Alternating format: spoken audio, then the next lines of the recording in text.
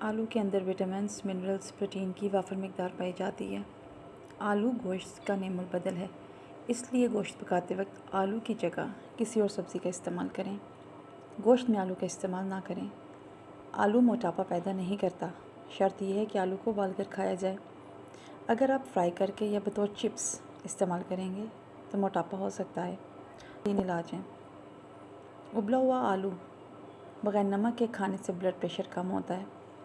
آلو کھانے سے گردے کی پتھری ریزہ ریزہ ہو کر نکل جاتی ہے اگر آلو کھانے کے ساتھ پانی کا استعمال زیادہ کیا جائے۔ آلو کو ہمیشہ اچھی طرح دھو کر کاٹیں، کاٹ کر کبھی بھی مت دھوئیں۔ آلوؤں کو چھلکے سمیت استعمال کریں، آلوؤں کا چھلکا نہ اتاریں۔ آلو کو اتنے پانی میں ابالیں جتنے میں وہ گل جائے، پانی پھینکنا نہ پڑے، اور اگر پانی بچ جائے تو اسے ضائع نہ کریں، شوربہ بنانے کے لیے استعمال کریں۔ آلو قبض کشا اور پیشاب آور ہے۔ آلو بادی اور بلغم پیدا کرتا ہے۔